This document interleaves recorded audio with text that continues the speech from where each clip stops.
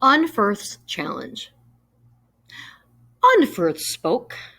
Ecglaf's son, who sat at Hrothgar's feet, spoke harshly and sharp, vexed by Beowulf's adventure, by their visitor's courage, and angry that anyone in Denmark or anywhere else on earth had ever acquired glory and fame greater than his own.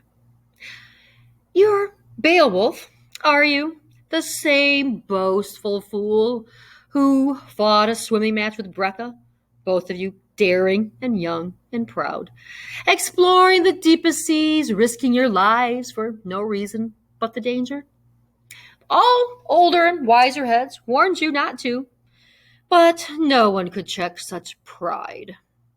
With Brecca at your side, you swam along the sea paths, your swift moving hands pulling you over the ocean's face. Then winter churned through the water, the waves ran you as you willed, and you struggled 7 long nights to survive. And at the end, victory was his, not yours.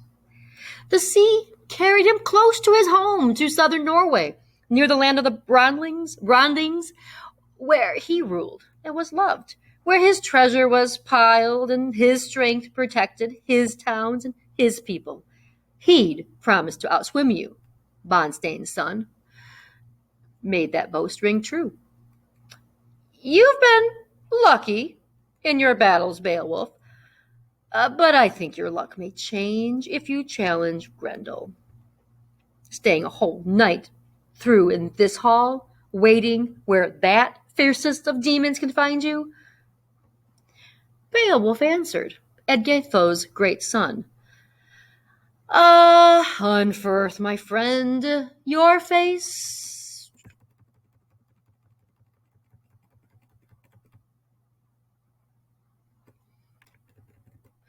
is hot with ale, and your tongue has tried to tell us about Brecca's doings, but the truth is simple. No man swims in the sea as I can. No strength is a match for mine. As boys, Brecca and I had boasted. We were both too young to know better. That we'd risk our lives far out at sea, and so we did. Each of us carried a naked sword, prepared for whales or the swift, sharp teeth and beaks of needlefish. He could never leave me behind, swim faster across the waves than I could. And I had chosen to remain close to his side. I remained near him for 5 long nights.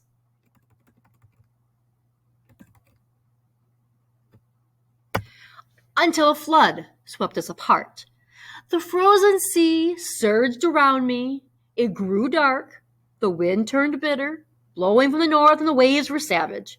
Creatures who sleep deep in the sea were stirred into life, and the iron-hammered links of my mail shirt, these shining bits of metal woven across my breast, saved me from death.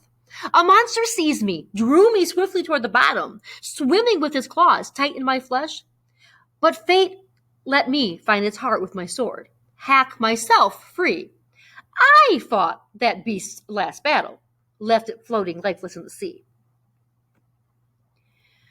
Other monsters crowded around me, continually attacking.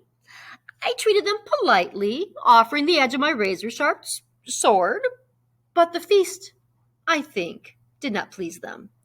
Filled their evil bellies with no banquet-rich food, thrashing there at the bottom of the sea. By morning, they decided to sleep on the shore, lying on their backs, their blood spilled out on the sand. Afterwards, sailors could cross that sea road and feel no fear. Nothing would stop their passing. Then God's bright beacon appeared in the east. The water lay still, and at last I could see the land, windswept, cliff walls at the edge of the coast. Fate saves the living when they drive away death by themselves. Lucky or not, 9 was the number of sea-huge monsters I killed. What man anywhere under heaven's high arc has fought in such darkness, endured more misery, or been harder pressed? Yet I survived the sea, smashed the monster's hot jaws, swam home from my journey. The swift flowing waters swept me along, and I landed on finished soil. I've heard no tales of you, Unferth, telling of such clashing terror, such contests in the night. Brecca's battles were never so bold. Neither he nor you can match me. And I mean no boast. Have announced no more than I know to be true. And there's more. You murdered your brothers, your own close kin. Words and bright wit won't help your soul.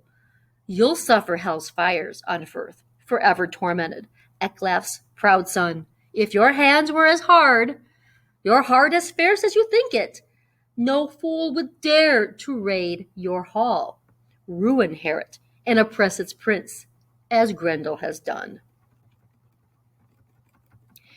But he's learned that terror, and his alone discovered he can come for your people with no fear of reprisal. He's found no fighting here, but only food, only delight. He murders as he likes, with no mercy, gorges and feasts on your flesh, and expects no trouble, no quarrel from the quiet Danes. Now the Geats will show him courage soon. He can test his strength in battle, and when the sun comes up again, opening another bright day from the south, anyone in Denmark may enter this hall. That evil will be gone. Hrothgar, gray-haired and brave, sat happily listening, the famous ring-giver sure. At last, that Grendel could be killed. He believed in Beowulf's bold strength and the firmness of his spirit. There was the sound of laughter and the cheerful clanking of cups and pleasant words. Then Wealthro, Hrothgar's gold-ringed queen, greeted the warriors, a noble woman who knew what was right. She raised a flowing cup to Hrothgar first, holding it high for the Lord of the Danes to drink, wishing him joy in that feast. The famous king drank with pleasure and blessed their banquet. Then Wealthro went from warrior to warrior, pouring a portion from the jeweled cup. For each, till the bracelet-wearing queen had carried the mead cup among them, and it was Beowulf's turn to be served. She saluted the Geats' great prince, thanked God for answering her prayers, for allowing her hands the happy duty of offering mead to a hero who would help her afflicted people. He drank what she poured at Githo's brave son, then assured the Danish queen that his heart was firm and his hands ready. And that's the end of this section. The remainder of this text is actually in audio part 1.